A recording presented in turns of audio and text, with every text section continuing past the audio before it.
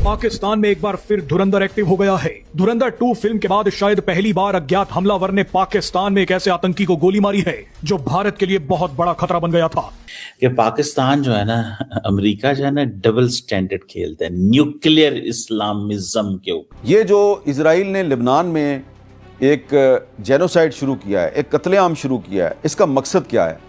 मकसद है partner India के साथ मिलकर पाकिस्तान में भी ऐसी साजिश कर सकता है, क्योंकि ये जो इजराइल और अमेरिका ने मिलकर ईरान पर हमला किया, इस हमले के बाद ईरान की जंग ने पूरी दुनिया के जो मुसलमान हैं उनमें शिया सुन्नी तफरीक को खत्म कर दिया है। इस आतंकी को लाहौर में ठोका गया है। ये आतंकी कितना बड़ा था उसका अंदाजा आप इसी बात से लगा सकते हैं कि इसी ने हाफिज सईद के साथ मिलकर लश्कर ए तैयबा आतंकी संगठन को बनाया था। Attempt is being made in India कि पाकिस्तान और ईरान को क्लब करो और अमेरिकन को समझाओ।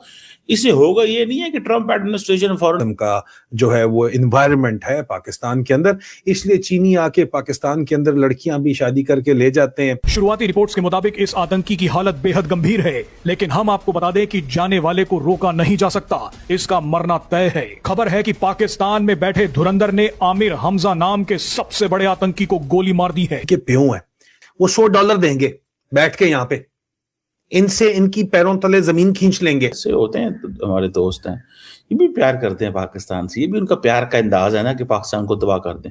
तो दोस्तों, पाकिस्तान में हमजा मारा गया। हमजा जिसने ये आतंकवादी संगठन लश्कर ए तोयबा हाफिज सईद के साथ मिलकर बनाया था, अब इसका संस्थापक था और ये मारा गया। नोन गनमैन ने इसको गोली मार दी है।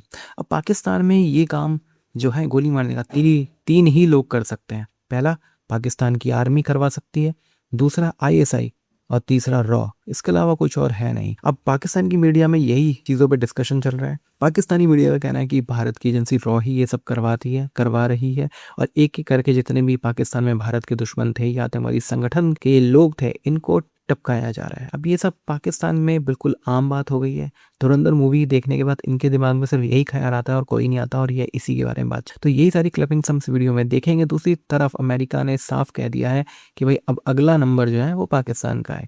ईरान के बाद अब अगला नंबर पाकिस्तान का, और पाकिस्तान पे अमेरिकी हमला बहुत। आप इस सब के बारे में क्या सोचते हैं कमेंट बॉक्स में जरूर लिखिएगा। वीडियो अच्छा लगे तो लाइक करें, शेयर करें, चैनल को सब्सक्राइब करना ना भूलें और बेल का आइकन प्रेस कर दें लेटेस्ट नोटिफिकेशन के लिए। आइए आगे बढ़ते हैं इस वीडियो में। इस हमले के बाद पूरे पाकिस्तान में बवाल मच गया है। आपको बता दें कि आमिर हमजा पर यह हमला उस वक्त हुआ जब शहबाज शरीफ सऊदी अरब में भीख मांग रहे थे और असीम मुनीर ईरान में। पाकिस्तानी सरकार और सेना दलाली में बिजी थी। यही वो सबसे अच्छा मौका था जब आमिर हमजा को मारा जा सकता था। ऐसे में पाकिस्तान में बैठे अज्ञात हमलावर ने आमिर हमजा को गोली मार दी। आमिर हमजा का संबंध कई आतंकी गतिविधियों से रहा है। ये भारत में हुए कई हमलों में भी शामिल रहा है। आपको बता दें कि अमेरिका के ट्रेजरी विभाग ने लश्कर ए तैयबा को आतंकी संगठन घोषित करने के बाद आमिर हमजा को भी प्रतिबंधित आतंकवादियों की सूची में शामिल कर लिया था। आमिर हमजा लश्कर ए तैयबा की केंद्रीय समिति में काम कर रहा था। इसका मुख्य काम धन जुटाना, नए लड़कों की भर्ती करना और हिरासत में लिए गए आतंकवादियों की रिहाई के लिए बातचीत करना था। आपने धुरंधर फिल्म में देखा होगा कि किस तरह से अज्ञात हमलावरों ने आतंकियों को निपटाने का सिलसिला करीब 4 साल पहले भारतीय विमान हाईजैक में शामिल जहूर मिस्त्री को ठोकने के बाद किया था। इस दौरान पाकिस्तान में 20 से 25 कुख्यात आतंकवादियों को उड़ा दिया गया और अब ये सिलसिला आमिर हमजा तक पहुंच चुका है। यानी अज्ञात हमलावर हाफिज सईद से बहुत दूर नहीं है, क्योंकि आमिर हमजा हाफिज सईद के बेहद करीबी सर्कल में रहता था। एक इंडिया के बड़ा जबरदस्त किस्म के, आप कह लें उन्हें, प्रोफेसर हैं, थिंकर हैं, पाकिस्तान के बड़ा खिलाफ रहते हैं।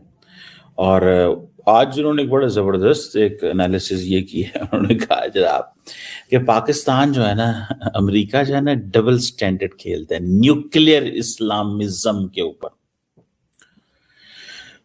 अमेरिका की पॉलिसी बड़ी डिफरेंट किस्म की है, ठीक है जी। उन्होंने कहा जी पाकिस्तान और ईरान दोनों जो हैं अथॉरिटेरियन हैं स्ट्रक्चर के अंदर,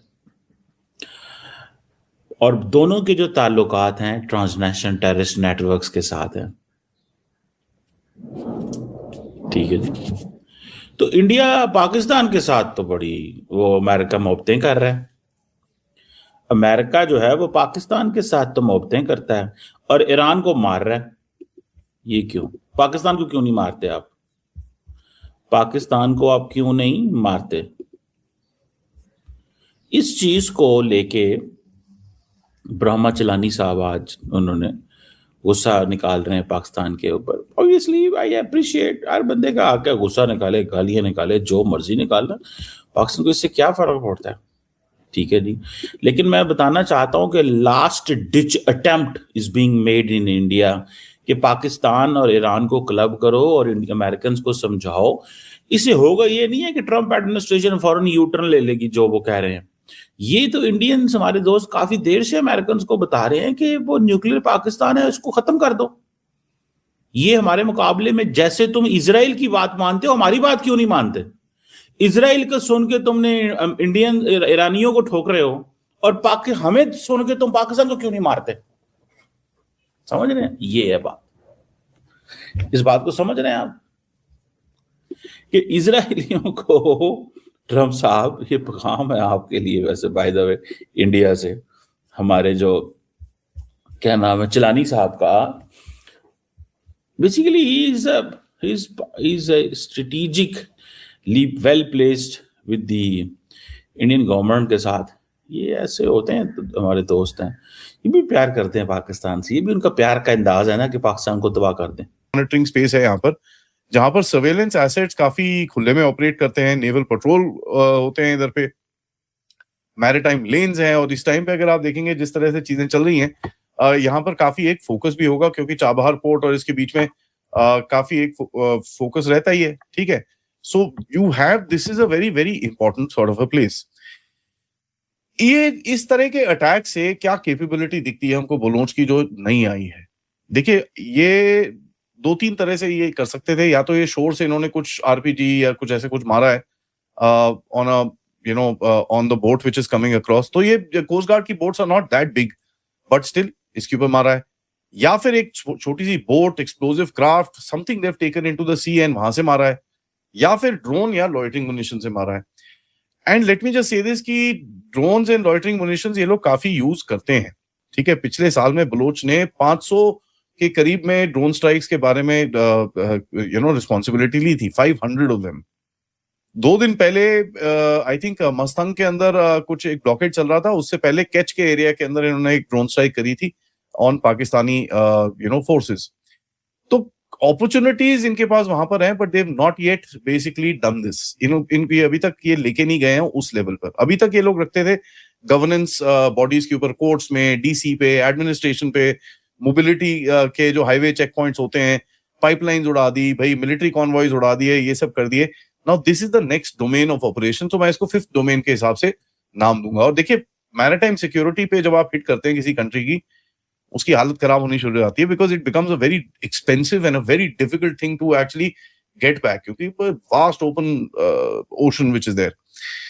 पाकिस्तान के सिक्योरिटी पोस्चर के ऊपर देखिए, अगर ये अटैक अभी एक है तो चलिए ठीक है, उसके बाद अगर ये बार बार होने शुरू हो गए, तो आप देखेंगे कि भाई इनका जो नेवल डाइवर्जन होगा, जो रिसोर्सेज इनको नेवी के अंदर डालने पड़ेंगे, it is going to be immense, and Pakistan can seldom afford something like that.